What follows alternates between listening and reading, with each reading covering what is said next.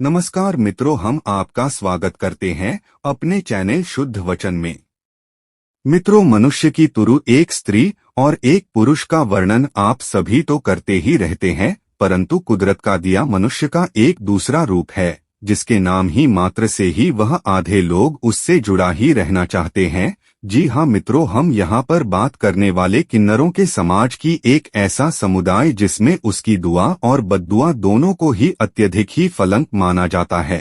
क्या आप जानते हैं कि इस समुदाय से जुड़े कई ऐसे रहस्य हैं जिनके बारे में उसका पता लोगों को नहीं होता है, और इन्हीं रहस्यों में से एक रहस्य जिसमें किन्नरों का अंतिम संस्कार से जुड़ा हुआ है। मित्रों, क्या आपको ज्ञान है कि किन्नरों का अंतिम संस्कार एक बहुत तरीके से रात्रि के मध्य में किया जाता है? यदि नहीं जानते हैं कि ऐसा क्यों करते हैं, इसलिए हम आपको इस गरुड़ पुराण की बातें को बताएंगे। तो आइए दोस्तों, जानते हैं कि गरुड़ पुराण में वर्णित इसके पीछे का छिपा हुआ असली रहस्य क्या है। दोस्तों, इससे पहले आप अपने परिवार शुद्ध वचन से जुड़ने के लिए चैनल को सब्सक्राइब कर ले, क्योंकि आप एक सब्सक्राइबर नहीं, अपना परिवार है। तो चलिए वीडियो शुरू करते हैं। किन्नरों के अंतिम संस्कार से जुड़ी हुई कई बातें हैं जो आपको मालूम नहीं है।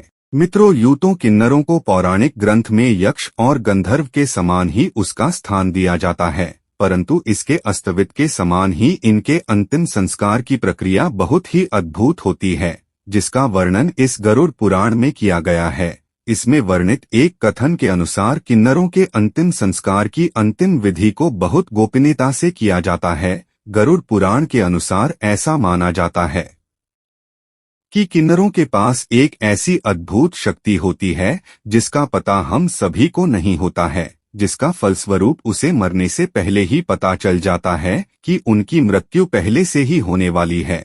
ऐसा होने के कारण किन्नरों का ही पर आना जाना बंद ही कर देते हैं। यहाँ तक वह अन्न का त्याग करके वह पानी पीते हैं, और इस अंतराल में वह अपने और दूसरे किन्नर के लिए वह भगवान से यही प्रार्थना करते हैं कि उनका अगला जन्म वह किन्नर के रूप में ना हो। ऐसा करने से पीछे किन्नर समुदाय की एक प्राचीलित मान्यता है कि जिसके अनुसार मरते हुए किन्नर के शब्द बहुत ही प्रभावशाली होते हैं, इसलिए बहुत से लोग मरते हुए कई लोग किन्नरों का आशीर्वाद लेने आते हैं। इसके चलते ही किन्नरों के द्वारा ये प्रयास किया जाता है कि उनके समुदाय के रूप किसी अंध व्यक्ति को मृत किन्नर की उसको सूचना न मिले। गरुड़ पुराण में प्रत्येक व्यक्ति के अंतिम संस्कार के अनुसार उसका अलग अलग वर्णन किया गया है, जिसमें बच्चों और महिलाओं के अंतिम संस्कार को लेकर उसमें बिन कर्मों का उल्लेख किया गया है। इससे जुड़ी हुई अधिक जानकारी के लिए आप आगे ही बढ़ते रहे और गरुड़ पुराण की कथा को जानते रहे। किन्नरों के अंतिम के संस्कार के कुछ नियमों के बारे में उसका उल्लेख किया गया है। गरुड़ पुराण के अनुसार किन्नरों के शव को जलाया नहीं जाता है, बल्कि उसको दफनाया जाता है। हिंदू धर्म में प्रत्येक के अंतिम संस्कार में बारे में और इसके विधि के बारे में बताया गया है।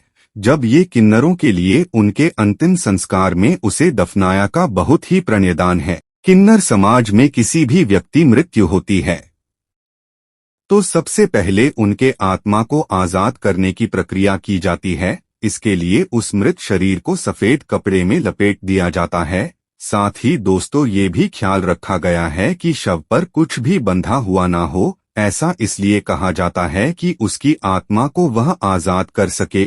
इतना ही नहीं, बल्कि उस किन्नर की आत्मा को सब किन्नर मिलकर उस आत्मा को बहुत बुरी तरह की गालियां देते हैं और उसे जूते चंपलों से मारते हैं, क्योंकि ऐसी मान्यता है कि ऐसा करने से उस किन्नर के शव के सभी उसके जन और उसके संबंध वाले और इसके पाप कोई भी रह जाता है तो वो भी बिल्कुल ही नष्ट हो जाता है और अगले जन्म में संपूर्ण पुरुष के जन्म की आशा करते हैं। इसी कड़ी में उस संसार के सभी किन्नर की और भी मान्यता है कि जो कि वह आम लोगों से वह बिल्कुल ही अलग होती है। जब मृत किन्नर की अंतिम शव यात्रा को किसी साधारण मनुष्य के कंधे नहीं होते हैं, बल्कि किन्नरों की शव को खड़ा ले जाने का बहुत ही प्रमाण दिखाया जाता है, जो ये बात गरुड़ पुराण में ही वर्णित किया गया है। किन्नरों के अंतिम संस्कार में क्या किया जाता है, तो आइए जानते हैं। गरुड़ पुराण के अनुसार एक ऐसी भी मान्यता है कि जो कि इस मान्यता को सभी मान्यता से वह अलग ही मान्यता है। गरुड़ पुराण में उन किन्नरों की आत्मा से जुड़ी हुई और कई शव से जुड़ी हुई बातों का उल्लेख किया गया है, जिसके अनुसार अगर कोई गैर किन्नर किसी किन्नर की शव यात्रा या फिर मृत किन्नर को देखे, उसका अगला जन्म किन्नर की तरह होता है। इसलिए दोस्तों, किन्नरों के समुदाय द्वारा ऐसा प्रयत्न किया जाता है उस दिवंगत की नर को कोई आम जन नहीं देख पाए, इसलिए उसकी मृत्यु होने पर उनके पहले अधिकारी द्वारा पहले से ही सूचित किया जाता है कि वह उस किन्नर को शव को दफनाया जाए। किसी भी किन्नर की मृत्यु होने पर कोई गाना या डांस और खुशियां मनाने की मान्यता है, और ऐसा किया जाता है कि क्योंकि गरुड़ पुराण के अनुसार उस किन्नर की आत्मा को इस सृष्टि से उसे मुक्ति मिल जाती है, जिसका धन्यवाद करने के लिए संपूर्ण किन्नर उस शव के चारों ओर खड़े होकर वह उस शव के मुक्ति के लिए वह अपने आराध्य देव इरावत देव का वह नमन करते हैं और प्रार्थना करते हैं कि उस मृत किन्नर को दूसरे जन्म वह उसको किन्नर का जन्म नहीं बल्कि उसको संपूर्ण पुरुष का जन्म मिले, ऐसी प्रार्थना करते हैं। इसके अलावा उसको कई पुण्यदान भी किया जाता है, क्योंकि उस पुण्य के कारण उस किन्नर को दोबारा उसे किन्नर का जन्म नहीं मिले उसकी आशा करते हैं। मित्रों, ये भी कहा जाता है कि किन्नर समुदाय द्वारा उस किन्नर के शव को दफनाने के बाद उसे 1 सप्ताह के लिए सभी किन्नरों को एक व्रत करना पड़ता है। इसलिए उस किन्नर की शव के लिए सभी किन्नरों उस शव के लिए प्रार्थना करते हैं कि जिन सौभाग्य से वो इस जन्म में वशींत रह गया था और अगले जन्म वह पूर्ण रूप से पुरुष का अवतार लेकर आए, इसी की प्रार्थना करते हैं। तो मित्रों, इस गरुड़ पुराण में इस वर्णित इस किन्नरों का अंतिम संस्कार रात में ही क्यों होता है, इसके बारे में आपको जानना बहुत ही जरूरी होता है।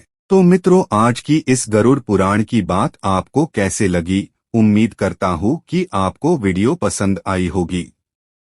आप अपनी राय हमें कमेंट बॉक्स में जरूर दें। मिलते हैं आपको अगले वीडियो में, तब तक के लिए राम राम।